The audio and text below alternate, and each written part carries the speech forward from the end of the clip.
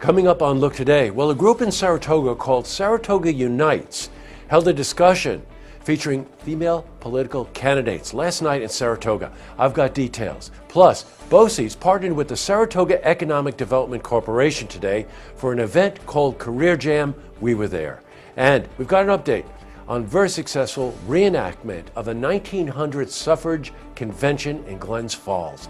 I've got those details. All ahead on Look Today.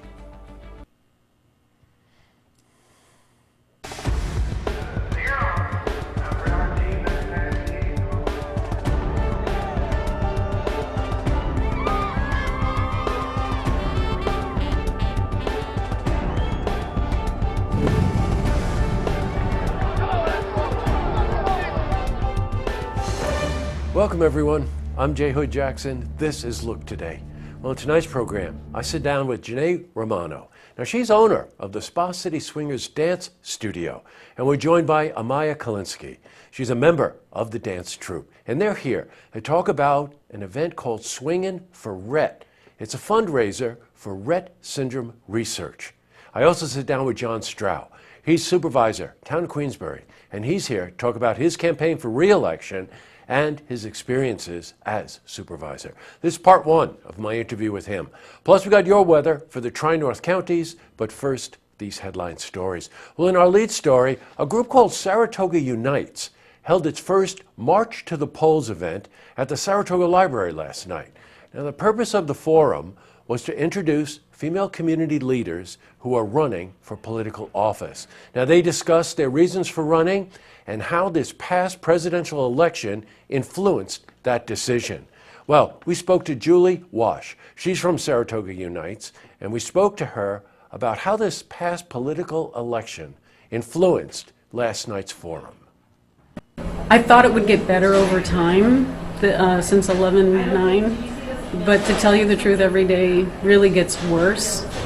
And so to see women running, and for this event I put together a set of bios and to read the accomplishments of some of the women who are running. The future is female. In other news, well, BOCES, in partnership with the Saratoga Economic Development Corporation, held an event called Career Jam. Now, the event was held at HVCC's Tec Smart Campus in Malta. The aim was to raise awareness for 8th and 9th graders about skills and jobs that will be needed in our region. Well, we're at the event today and we spoke to Ryan Van Amberg. He's Economic Development Specialist for Saratoga Economic Development Corporation. SEDC, along with BOCES and the Workforce Development Board, have together put this event on for 8th and 9th grade students. We have close to 900 students coming here today to showcase and promote all the local career opportunities that exist here. Now, as you know, BOCES, their curriculum has a focus on applied learning.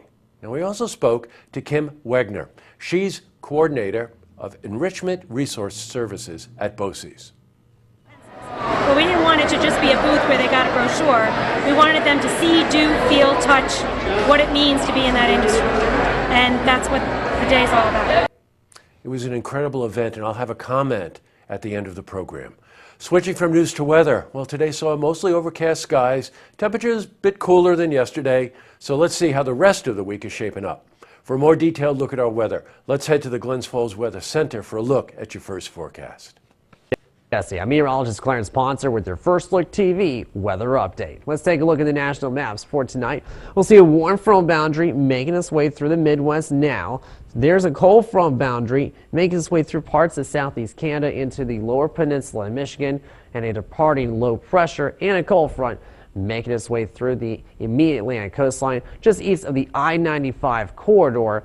Although we could see some residual showers, perhaps a storm towards extreme eastern part of New York State as temps drop to the upper 30s and lower 40s, especially west of the front. And actually ahead of a new frontal boundary. See temperatures drop to mid 40s across Fort Edward, Greenwich, Whitehall, and Glens Falls. We'll see 43, lower 40s, the overnight low. A little bit chillier towards Johnsburg and Pottsburg, just mid 30s for overnight lows. We'll see those clouds linger overnight. We could see a few breaks in those clouds, but then we'll see a potential pop-up shower or two. 54 the afternoon high on Thursday.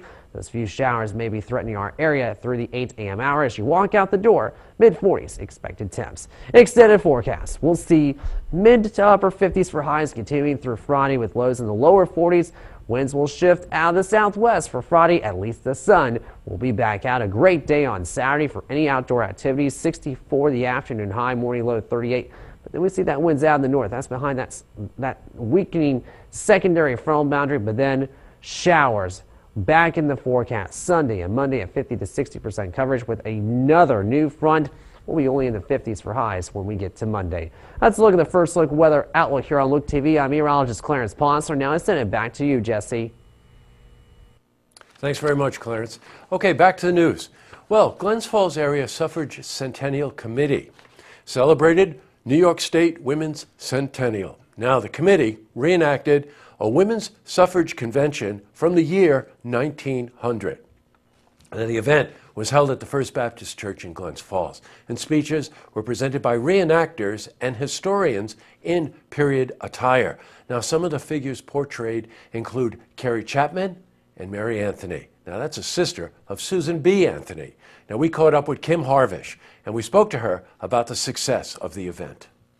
Yes, I think that, this has happened before when we've done suffrage programs, but people are, it's kind of amazing how things still resonate with people. And so spontaneously they would clap at, certain lines. They gave a standing ovation to the keynote speaker, totally, not anything we had planned. So it was great. You can only hope we learn from history, right? All right, up next, I sit down with Janae Romano. She's owner, Spa City Swingers Dance Studio. And we're joined by Amaya Kalinsky. She's a member of the dance troupe. And they're here to talk about an event called Swingin' for Rett. It's a fundraiser for Rett syndrome research. You got to see this interview. I also sit down with John Stroud. Now, he's a supervisor for town of Queensbury. He's here to talk about his campaign for re-election and his experiences as supervisor. This is part one of my interview with him. But first, if you see news happening, you want to share a story idea. How about join us for an interview? Then give us a call on the hotline. The number is 798-8000.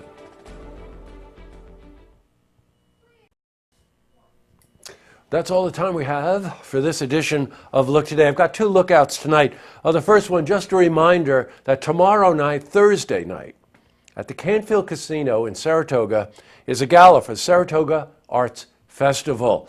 That event is going to be one crazy over-the-top event, celebrating Halloween and all those sort of things. And just remember, the money's going to support the arts in our community.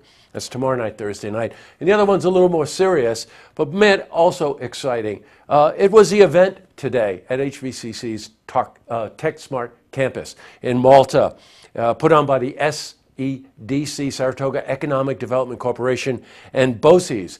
You hear a lot about career fairs, and you see a lot of them, but this was real hands-on demonstration. Andrew covered it for us, and he just couldn't stop talking about how it was the best career jam he had ever been to.